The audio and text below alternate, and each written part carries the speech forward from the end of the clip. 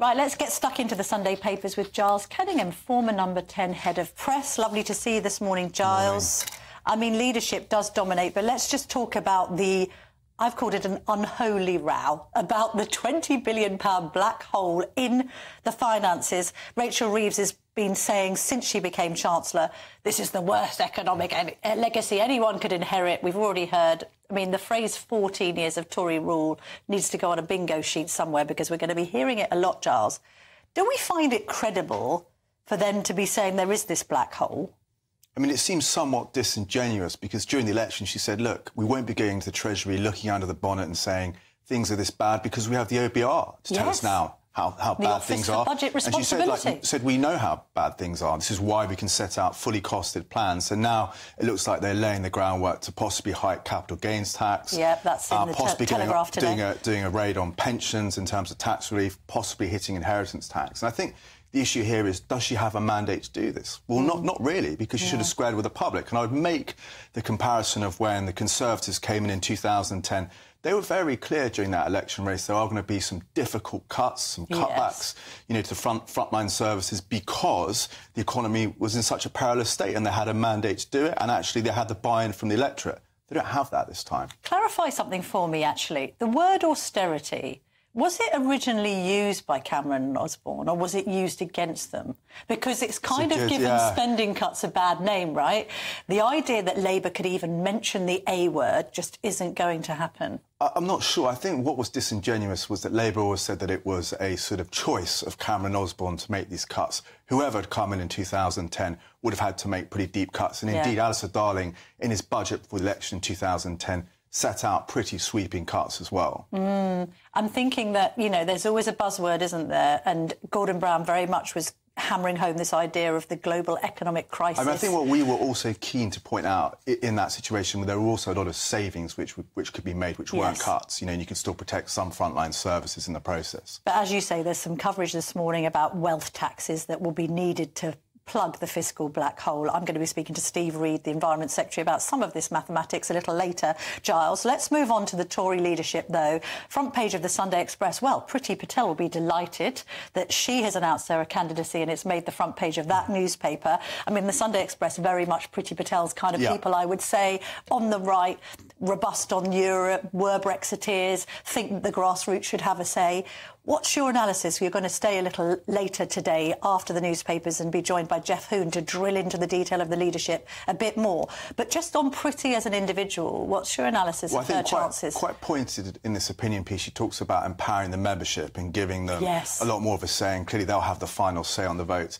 Look, I think Priti stands a very good chance. I think if she gets to the final two, and I think she'll definitely win, she's quite liked by the parliamentary party as well. I think the problem for her at the moment is she doesn't poll that well with the public. If you get someone coming through, a bit like how David Cameron did in 2005, who might not be the front runner but does very well in public polling, that might get them over the line. So I think, look, it's wide open at the moment. It's like the Grand National. I think you're going to have 6, 7 people running in it. And I think a lot of MPs are going to be holding their counsel over the summer and not rushing to support people. So there's plenty of time for people who are a bit further back in the race to come forward. On that membership front, you could say that that's self-interested because she knows she is going to be popular with the membership, so she needs to end up in that final two on the final ballot.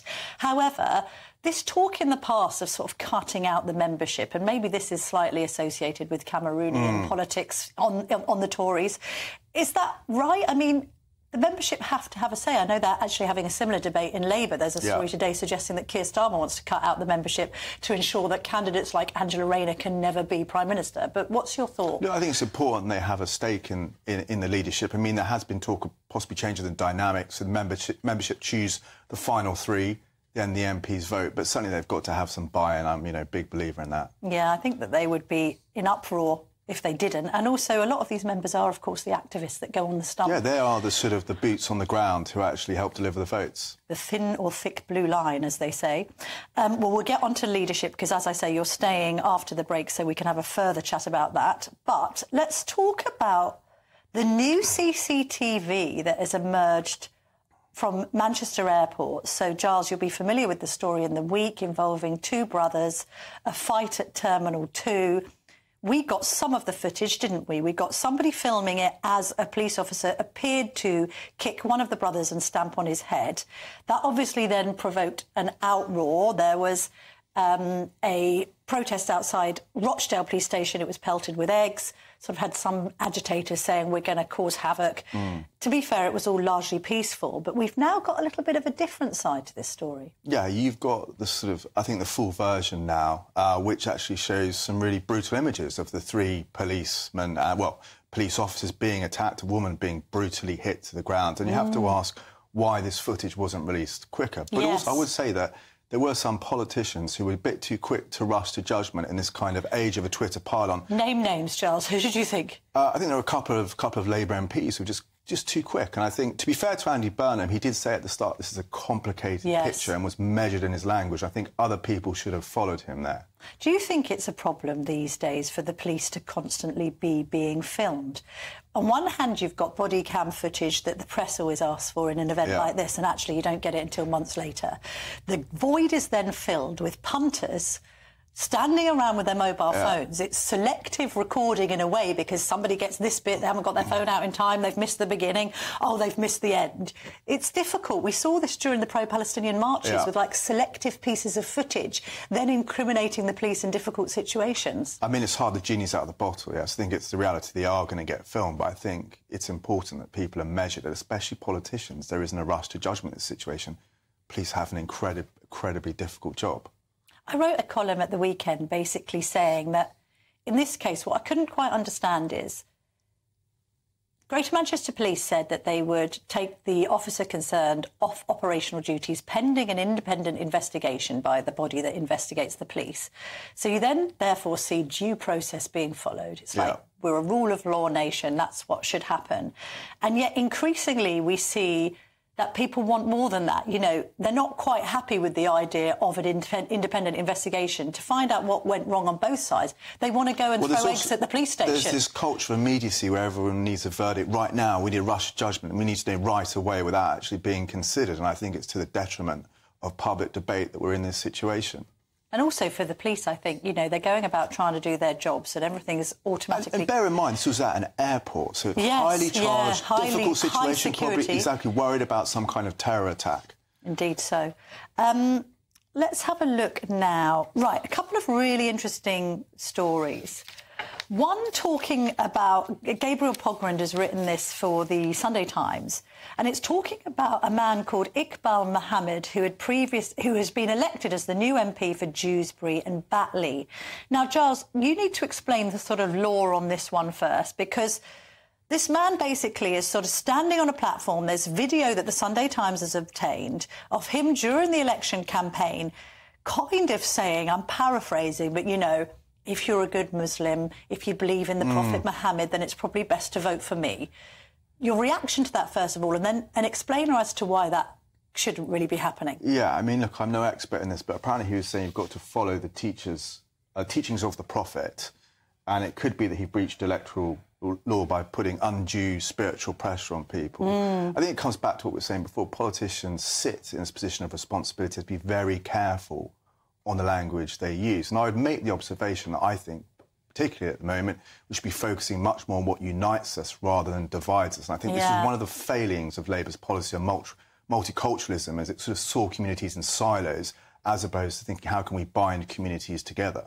On election night, 'cause I know you were working, as was I, in a way, the Portillo moment turned out to be Jonathan Ashworth losing in Leicester, didn't it? And Michael himself would say it has to be a Portillo. If for it to be a Portillo moment, you have to not be expecting it. So that didn't apply to Jeremy Hunt, Penny Mordaunt, you know, Grant Shapps and all the others.